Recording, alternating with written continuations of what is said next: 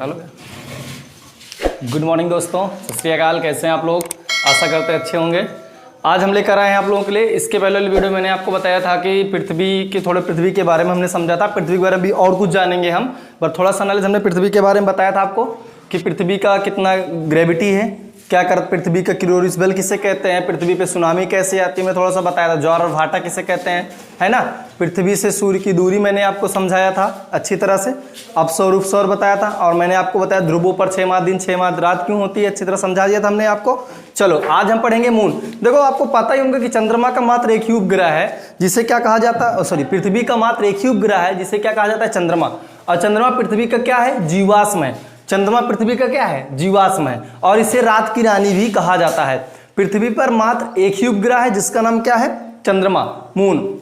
इसे क्या बोला जाता है, इसे उर्दू भाषा में मेहताब बोला जाता है। ठीक है, क्या बोला जाता है, मेहताब। तो पृथ्वी का मात्र एक ही उपग्रह है, वो भी क्या है, मून, और इसे पृथ्वी का जीवाश्म या रात की रानी भी कहा जाता है। ठीक है, चलो आज हम समझते हैं पृथ्वी के मतलब पृथ्वी है क्या, पृथ्वी से चंद्रमा की दूरी क्या है, पृथ्वी पे चंद्रमा की प्रकाश आने में कितना समय लगता है, आज जानते हैं। देखो हमने आपको बताया पृथ्वी, जैसे मान लीजिए आपका अर्थ है, ठीक है, अर्थ है, और अर्थ का रोटेशन कौन कर रहा है, चंद्रमा कर रहा है। ठीक है, तो अर्थ का रोटेशन मतलब घूम कौन रहा है, चंद्रमा घूम रहा है ना।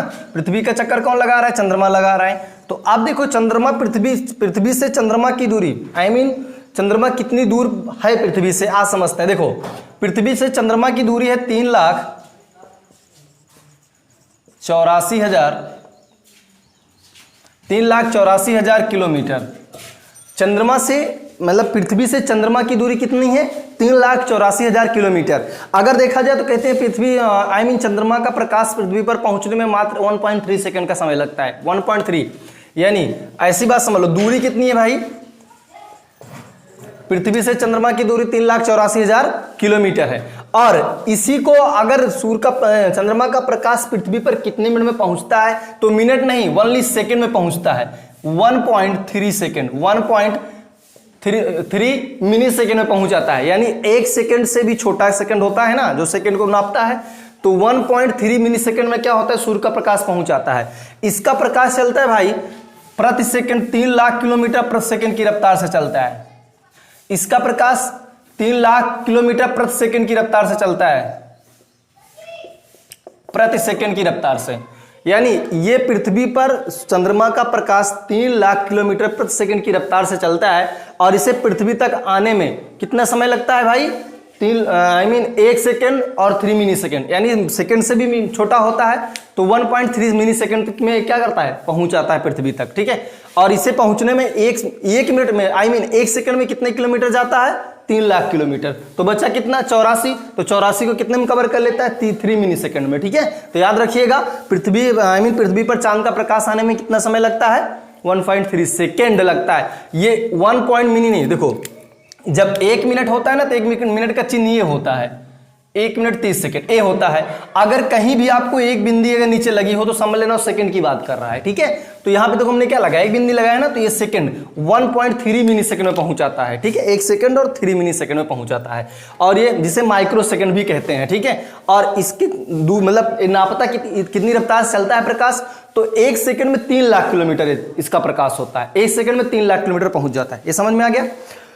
यानी चंद्रमा को पृथ्वी का क्या कहा जाता है, जीवाश्म कहा जाता है।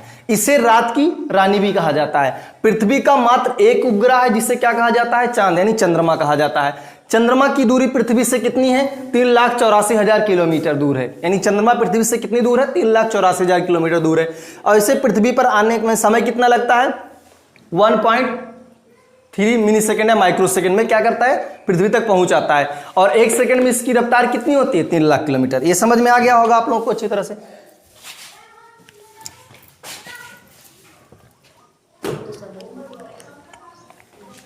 चलो आज देखते हैं पृथ्वी का मून कैसे रोटेट, मतलब घूमता है कैसे, चक्कर कैसे लगाता है, समझते हैं। देखो हमने आपको पढ़ाया था, याद होगा कि सूर्य का जो हमारा क्या होता है, पृथ्वी चक्कर लगा रही है। हमने आपको समझाया था अच्छी तरह से कि जब सूर्य के सामने यानी पास आ जाता है तो अपभू, जब दूर चला जाता है, सॉरी, जब पास आ जाता है तो उपभू, और दूर चला जाता है तो अपभू होता है, पृथ्वी दूर हो जाता है। तो मैंने आपको समझाया था। उसी तरह चंद्रमा भी किसका चक्कर लगा रहा है भाई, पृथ्वी का। और जब पृथ्वी का चक्कर लगाएगा तो जब चंद्रमा पृथ्वी के पास आएगा, जब चंद्रमा पृथ्वी के पास होगा, देखो चंद्रमा को घूमने में महज 27 दिन 8 घंटे का समय लगता है, टोटल इसे 28 दिन कहा जाता है। यानी चंद्रमा पृथ्वी का चक्कर कितने दिन में लगा देता है? 28 दिन में पूरी कर लेता है। ठीक है, कितने दिन में? 28 दिन में। चंद्रमा पृथ्वी का चक्कर कितने दिन पूरी करेगा? 28 दिन में। ठीक है, तो उसी तरह सेम कहानी इसके साथ है भाई। देखो ये क्या होगा, पृथ्वी के कभी ये पास आएगा, कभी दूर जाएगा। जब पास आएगा, पास आने वाली क्रिया को क्या बोलते हैं भाई? उपभू। क्या बोलते हैं? उपभू। जब चंद्रमा पृथ्वी के पास रहेगा तो क्या कहेंगे? उपभू।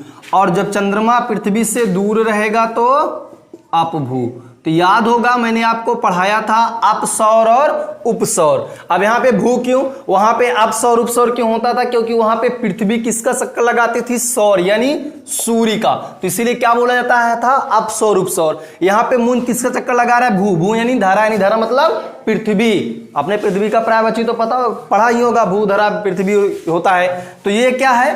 पृथ्वी का चक्कर लगा रहा है। तो पास होगा तो उपभू और दूर होगा तो अपभू। याद रखिएगा। देखो एक पॉइंट और समझ लीजिएगा कि चंद्रमा के अध्ययन, जैसे हम चंद्रमा के बारे में पढ़ रहे हैं, तो चंद्रमा के अध्ययन को क्या बोला जाता है भैया? सेरोनोलॉजी। क्या बोला जाता है? सेरोनोलॉजी। चंद्रमा के अध्ययन के क्या बोला जाता है? सेरोनोलॉजी। क्या बोला?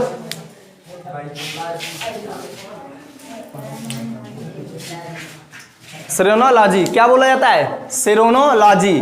ठीक है, याद रखिएगा चंद्रमा के अध्ययन को क्या कहा जाता है? सेरोनोलॉजी। तो ये आपको समझ में आया, अपभू और उपभू।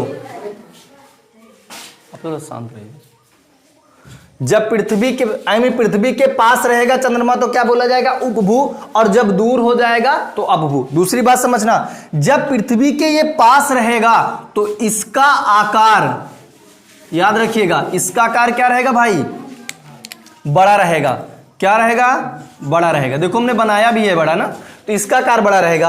और जब पृथ्वी से दूर हो जाएगा तो इसका आकार क्या हो जाएगा भाई? छोटा हो जाएगा। तो याद रखिएगा, पूछेगा क्वेश्चन कि अपभू में क्या चंद्रमा का प्रकाश बड़ा रहता है या छोटा रहता है? तो आप लोग याद रखिएगा क्या रहेगा? आकार छोटा रहेगा। और उपभू में चंद्रमा का आकार छोटा रहेगा, बड़ा रहेगा, तो क्या रहेगा? बड़ा रहेगा।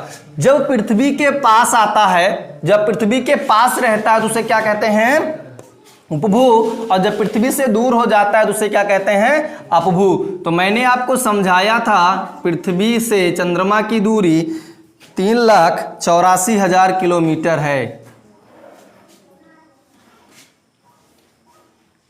ठीक है, क्या बताया था? 3,84,000 किलोमीटर दूर है। ठीक है, तो याद रखिएगा जब पृथ्वी से दूरी पूछेगा आपको, पृथ्वी अगर चंद्रमा पृथ्वी के पास आ जाता है तो उस कंडीशन में क्या होता है? उपभू। और जब दूर चला जाता है तो अपभू। दूसरी बात, एक बात और समझिएगा, चंद्रमा का हम मात्र 59% देख पाते हैं। चंद्रमा का मात्र हम 59%। देखिए ये आपका चांद है, चांद का केवल 59% भाग ही हम क्या देख पाते हैं? पृथ्वी से देख पाते हैं। कैसे?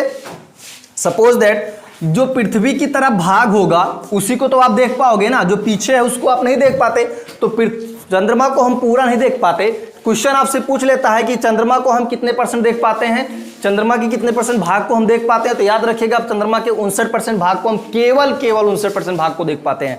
तो यह समझ में आ गया होगा आपको अच्छी तरह से। यानी अपभू और उपभू और अपभू, यानी पृथ्वी के, चंद्रमा जब पृथ्वी के पास होगा तो उपभू और जब पृथ्वी से दूर होगा तो अपभू।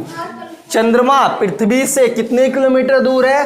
3,84,000 किलोमीटर दूर है। चंद्रमा को पृथ्वी का जीवाश्म भी कहा जाता है और ये रात की रानी भी कहा जाता है। जब ये दूर होगा तो इसका आकार छोटा और जब पास होगा तो इसका आकार क्या हो जाएगा? बड़ा। पृथ्वी के चंद्रमा के अध्ययन को क्या बोला जाता है? सेरोनोलॉजी कहा जाता है। ये समझ में आ गया होगा अच्छी तरह से आप लोगों को, कोई दिक्कत तो नहीं होगी। चलो एक बात और समझते हैं, जब पृथ्वी के पास चंद्रमा आता है तो इस कंडीशन में इसको सुपर मून कहते हैं। क्या बोलते हैं? Super moon. तो आपसे क्वेश्चन ये पूछेगा कि उपभू या अपभू को सुपर मून किसे कहा जाता है, अपभू या उपभू? तो याद रखिएगा, जब पृथ्वी के पास चंद्रमा होगा तो उसे क्या कहा जाता है, सुपर मून। याद रखिएगा अच्छी तरह से, नहीं याद कर दो नोट कर लीजिएगा इसे। पृथ्वी से जब दूर होगा तो आपको मैंने बताया आकार छोटा होगा और इसे कहते हैं अपभू, और जब पास होगा तो उसे क्या कहते हैं, उपभू, और इसे क्या कहा जाता है, सुपर मून। यानी चंद्रमा क्या होता है यहाँ पे, आकार बड़ा हो जाएगा और इसी को क्या बोला जाता है, सुपर मून। चंद्रमा का हम मात्र कितना % भाग देख पाते हैं, 59% भाग। समझ में आ गया होगा अच्छी तरह से, ठीक है। अब हम आपको कल पढ़ाएंगे नेक्स्ट वीडियो में कि चंद्रमा की कलाएं बताएंगे, ठीक है। तो आप लोगों को अगर समझ में आया होगा तो वीडियो को शेयर करिएगा, लाइक करिएगा और हमारे चैनल को सब्सक्राइब करिएगा और ज्यादा से ज्यादा अपने दोस्तों के पास शेयर करिए, ठीक है। Thank you for watching my video.